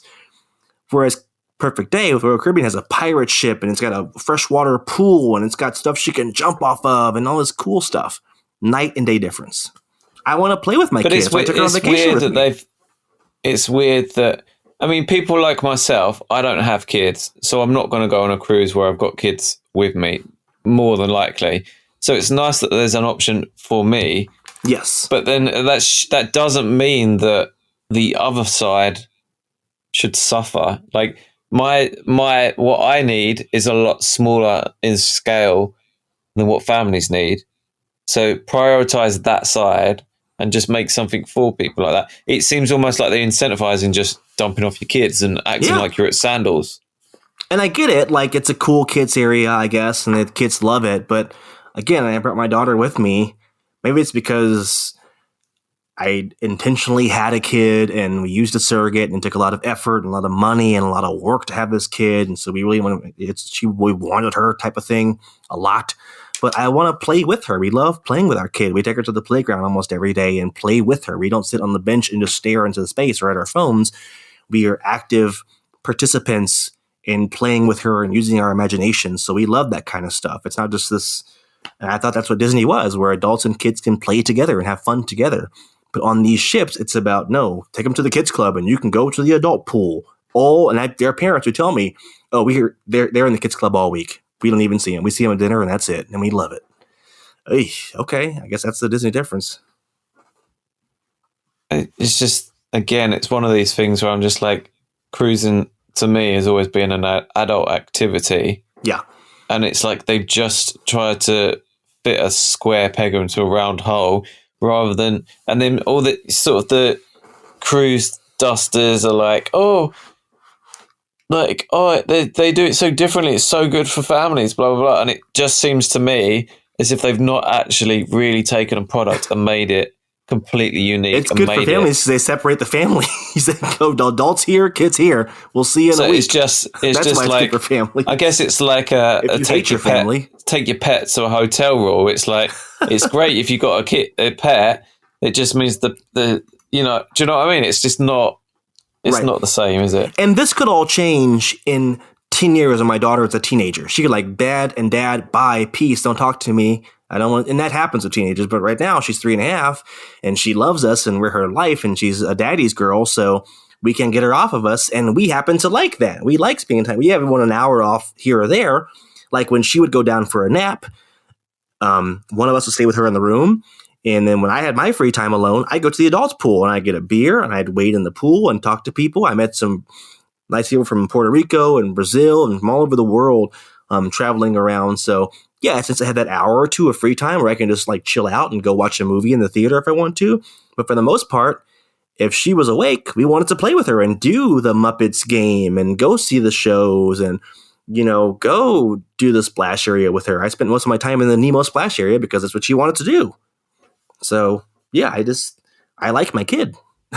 But I've got lots of sort of like, and me, I am very much family orientated. Like today I took the 6 and the 4-year-old swimming. So it's not that I'm personally opposed to that, but for me, my memories of going on holiday with family and the kids and my nephew's like 14 now, but we went on like family holidays to like Europe and stuff like that. And, it's just incorporated in. You've got a pool, you've got like slides, and it's just like something that both adults and kids can do together. And what it sounds like to me is if they're completely lacking any kind of really thought about that, certainly on that island. And I've seen it's perfect place, the one with like the world's tallest slide or whatever it is, like a super. Yeah, and that's the upcharge theme park that we don't do. It's like $100 a person for a day in the water. No, but you've got that option, right? You've got loads of really cool family stuff, and then if you want upcharge to the all singing like sort of equivalent to Volcano Bay, you can do that. Right. But at least they're covering everybody, sort of thing. And if there's one, so the one of the big differences when we realized that this wasn't there, Eric and I looked at each other and we were like, okay, we're done. We're just going back on the ship. We're done with this. Is when we couldn't find a pool. Perfect Day has this amazing freshwater pool. It is huge. And it's got shallow parts and deep parts. And it's got a lazy river and swim up bars and music in the pool. And it's little splash stuff for kids in the pool. It's amazing. It could be a thing all onto its own. And so we love that. Because if there's one thing I hate, and Jay, you might relate to this being in South Florida and living near beaches. I hate with a passion. I cannot stand having sand anywhere on my body. I hate sand and I hate salt from the salt water. I can't stand it. So one thing I love is jumping in, like showering off the sand and then jumping into a freshwater pool and just getting that freshwater feeling back on my skin and not that kind of yucky saltwater feeling. And that was not at Castaway Cay. All right. No, I 100% feel that. Do not like sand, period. I do have one question, though. Yes. How was the Muppets game? Because I've been wanting to do that since I found out about it. It's neat. We did it again. We're so bad at keeping track of the different cards. It's like not Kingdom Keepers. What is it? Sorcerers of the Magic Kingdom. It's like Sorcerers of the Magic Kingdom. So you run up and down the ship. It's cool for kids because they have to go to deck 4 front end, and your next crew is on deck 8 on the back end. So they're just back and forth and back and forth. It's really, really fun. It's a neat story. I love anything Muppets, and you put Muppets on anything and I'll do it. So, and it's 3 different games on there. So you can do 3 different missions. It's not just the Muppets. Okay, that's cool. That's pretty much all I We would often lose track. Like we would grab the wrong card for the wrong games. We have a card from game 1, but the map for game 2. And my daughter didn't know any better. She's like, "Oh, Daddy, we figured it out." I'm like, "Yeah, we figured it out, I think." So it's busy on sea days. When you're just at sea, everyone on board is doing that game. So you kind of have to wait sometimes in a queue, a little bit of a line.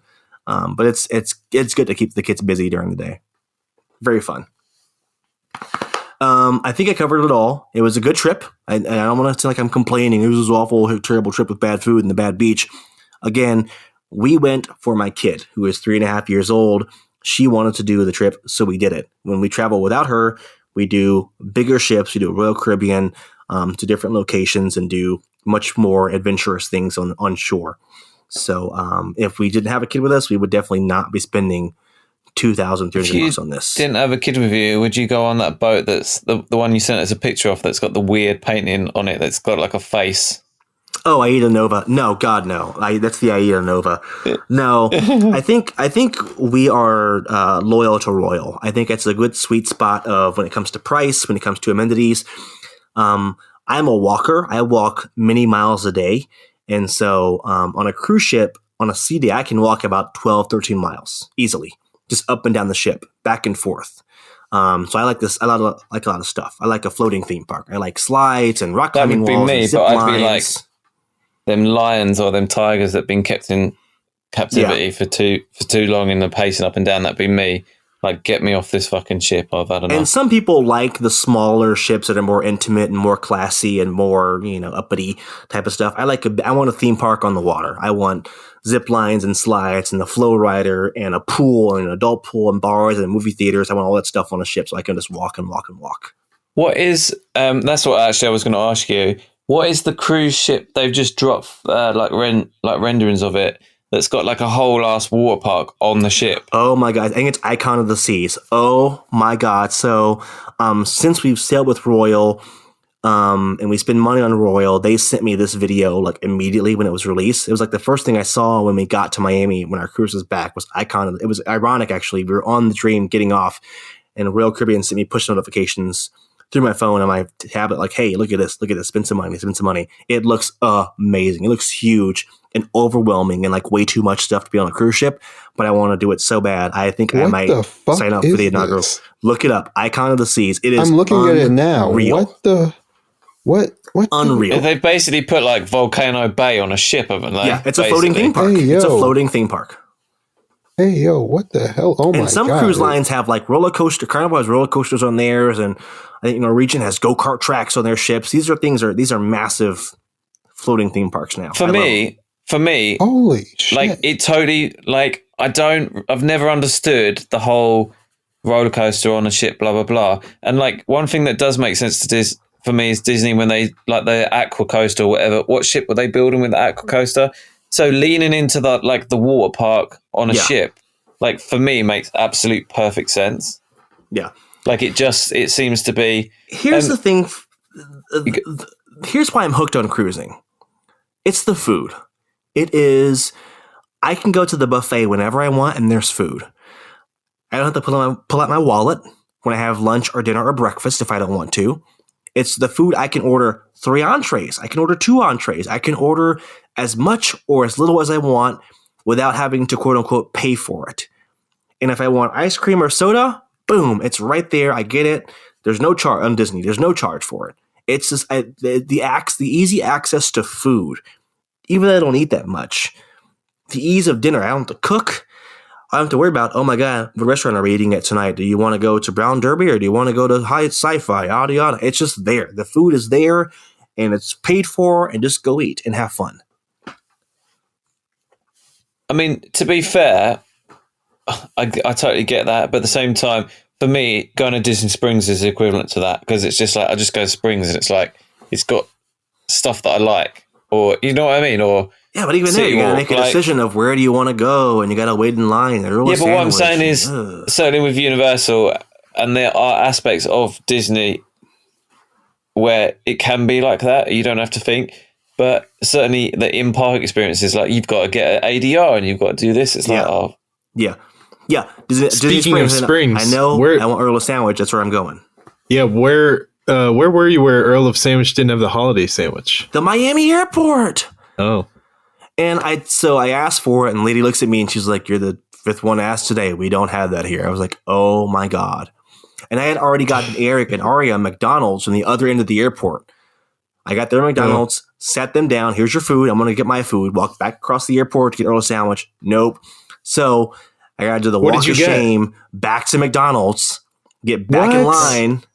You didn't even get what did they have at Earl of Sandwich? You turn your nose down. The only thing I eat at Earl of Sandwich, the only thing I've ever eaten at Earl of, I don't know what's on the menu. I don't know, because I only get a holiday sandwich, add bacon, extra mayo, no cranberry. Well, I'll tell you what, Chris. There's like 3 other sandwich chains up here in the Northeast, and they all have holiday sandwiches that are better. Plus, Wawa has it around the holidays, and I like theirs too. What sandwich places? D'Angelo's. I don't know that one. If it's not in New York or DC, I don't know it. Yeah. When I go to New York, I'm eating steak every night. I'm not eating sandwiches. The fuck all right, it's chopped cheese. Steak. What about pizza? I ate some pizza in New York. I ate some street meat or pizza. Dumpling. Oh my God, good Chinese food. No, well, there are a couple of really good high end steakhouses that I like in New York City that I go and drop like Victoria and Albert's money on when I go to New York City every year. So I pretty much it's either that or I'm eating off a street cart. All right, it's getting late. That's my trip report. Again, good cruise. We enjoyed ourselves. I felt we got just enough value out of it. Like, okay, this thing paid for itself. I get it. We would not do it if we didn't have a kid with us, and we're not doing it again until we have a kid on the way. So our son will be here in April. So lovely. Our next vacation is a whole 2 months away. We are going, and Ryan laughed at me when I told him this. We're going to Orlando for Christmas with our grandparents. Yeah. Yes. Yeah. And you know how much I love waiting in line. You're going to be that. I got to book the flights first. We have the room booked. We have the resort booked already. You need to make it now because you know they only got limited. They only got a limited amount. Have fun at Swiss Family Treehouse. Yeah. Huh? Well, I don't think the grandparents don't want to do any days at Disney. They're like, no, we don't want to do Disney. They just want to do Universal. So we may just do like 3 or 4 days Universal and just again go at our kids' pace of what she wants to do. Oh, right. She doesn't want to wait. Take an Uber over to Grand Floridian to pay what you owe. I will once I book the flights. Get the flights booked. Don't you be talking about I'm gonna book the flights. It's the busiest week of Christmas. You're gonna be down there during Christmas. You need to be putting in no, because I know. No. I know what you're trying to do, Chris. I know what you're trying to do. You're trying to wait till the last possible minute, and he could be like, "Oh, but there's no reservation." There's probably already no reservations. Are you kidding? But you know, Chris is not going to speak a word to any of his family. He's going to sort of gaslight them to thinking it's that they need to go and try out Breadbox or whatever it is, one of the cheap ones in City Walk, and then he'd be like, "Oh, sorry guys, look, I've got to run off. My friend Jay really needs me. Like he needs me." And then he's got like the suit jacket in the back of the car or whatever, and be like, "Oh yeah, I'll be. I don't know how long I'm going to be with Jay, but it might be 2.5 hours or so. And then I'll be back. Don't worry about getting me food. I'm sure I'll pick something up on the way." My go-to spot is like a 3-hour long thing. I have, and Eric kind of hates this because I don't like eating in the parks. It's so overpriced and it's so bad, even at Universal. My go-to spot for food at Universal is the kitchen. I will walk my ass to the Hard Rock and get lunch or dinner at the kitchen. And then I'll tell you what, you haven't been to the kitchen post-pandemic. It's pretty garbage now. Oh, is it really? Post-pandemic, yeah, it's not. We went even a couple years ago. I don't think it was that good. I enjoyed Vivo when I went there. I think I went there a couple of times, and then they've just changed all the menu. I assume because they can't get all the stuff that they had before.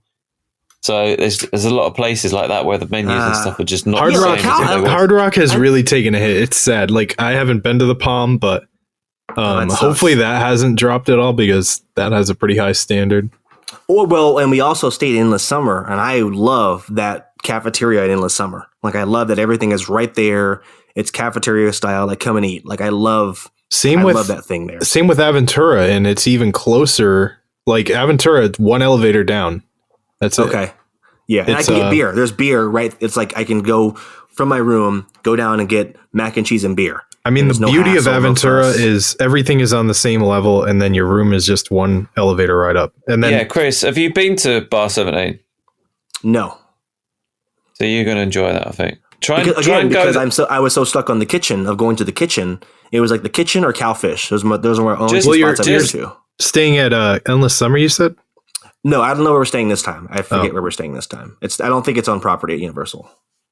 No. Well, just have leave her with the grandparents and just have like a date night, or just where you and Eric just go for a drink. Do you know what I mean? Just go and chill at Bar 17. It's lovely. You'll be able to see the Magic Kingdom fireworks. Yeah, exactly. Make sure they wipe them tables though. Last time me and Tommy and Mateo went, that shit was sticky as a mother. Make sure they bring wipe your that. own. Bring your own. What's that? What do you call it? Lysol, whatever it's called. The Clorox stuff. wipes. Bring your own Clorox wipes. But yeah, like the view's pretty good. All right, let's wrap it up. Ryan, where can we find you online? I am at Imagineer6 on Twitter. Jay, where can we find you online? Y'all can find me on Twitter at TCJalen or Tom Mario's Child on Instagram. And yeah. Tommy? It's at number 10. No, I'm joking. But it's at My Tommy boy Hawkins. finally made it. Yeah, I finally got the job of my dreams. And you can find me at Wakefield Report. If you are not tired for some reason of hearing my voice coming through your ears on a podcast, I have a new podcast out with the company that I work with that is a financial firm. And I want to do a show about the economy and economics and talk about things about like inflation, insurance, student loan debt. I have a new podcast out. It just dropped this week. It's called Make It Make Sense. CENTS, sense. You get it? Make It Make Sense. It's presented by Beetle Financial, and you can download it now. I spent the last year traveling across everywhere to make this first season of 6 episodes. I dropped all the episodes at once, so it's on iTunes, Spotify, iHeartRadio, everywhere else. Make It Make Sense. It's a bit of a passion project of mine for the last year. And a bit of a career highlight. If you download it and listen to it, I can actually maybe put this on my LinkedIn. So please do. That's all we have for this week's show. We'll see you all next time. Ooh, that ran long.